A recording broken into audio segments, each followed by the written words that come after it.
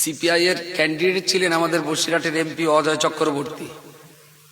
তিনি আবার বসিরহাট কোর্টের ওকালতিও করতেন।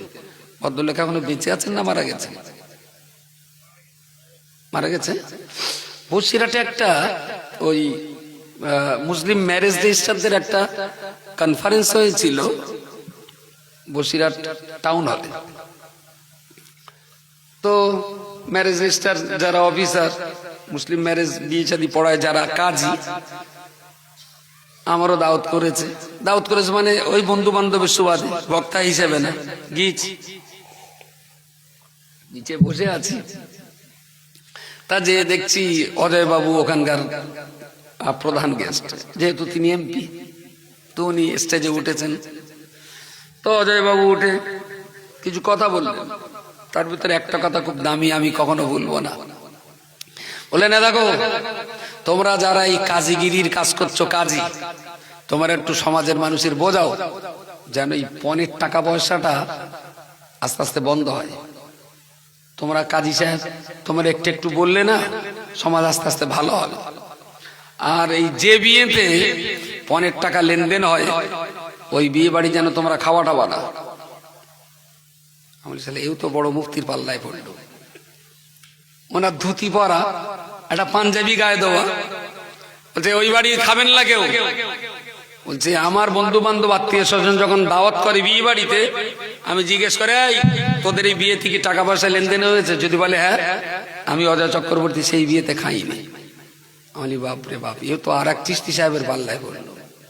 বিরাট পরেশগার লোক, মরা বাড়ি, ওই পনের শাদী খায় না। হাসি লাগলো, কিন্তু ভেতর একটা জায়গায় মনে হচ্ছে এতটা লোকের সামনে লোকটা কি রহস্য করলো? মনে হচ্ছে না। তিনি একজন দায়িত্বশীল ব্যক্তি, এমপি, আবার উকিল, শিক্ষিত মানুষ। তা ও লোকের বক্তৃতা শেষের দিকে আমি দাঁড়িয়েছি, আমি বলি, স্যার একটা কথা একটু জানতে পারি? তাহলে হ্যাঁ বলো বলো। আমি স্যার, এই পনের শাদী খাওয়া খেলি যে অসুবিধে, এটা আপনি কি করে জানেন? আমাদের ইসলাম ওটা খাওয়াটা হারাম, তা আপনি জানেন কি করে?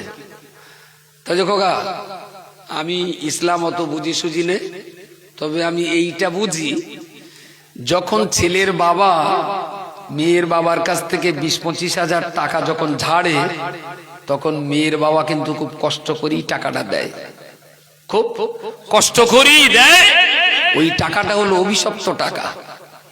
আর ছেলের বাপ যখন ওই অভিশপ্ত টাকা চাল ডাল আলু গোশ দিয়ে রান্না করে, তখন ওই খাবার খেলি না পেট লাবার ভয় আছে, ডায়রিয়া হওয়ার ভয় আছে।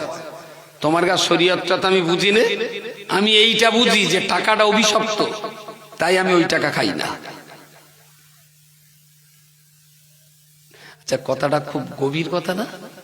টাকাটা অভিশপ্ত টাকা, সেই জন্য আমি ওই টাকার শাদী খাই না।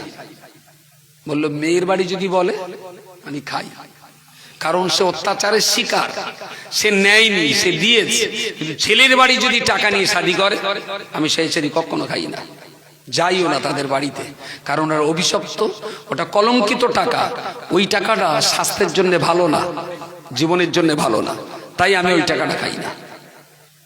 আচ্ছা, একজন হিন্দু ভদ্রলোক, আমি এটা খুব একটা গুরুত্বপূর্ণ কথা, তো অনেক বছর আগে, আমার বয়স এখন 51 বছর, আর কথাটা খুব কমলেও 24-25 বছরের দিকে হবে, কিন্তু একদম জলজল করছে আমার চোখের সামনে, মনে হচ্ছে ধুতি পরে লোক এখন আমার সামনে আছে।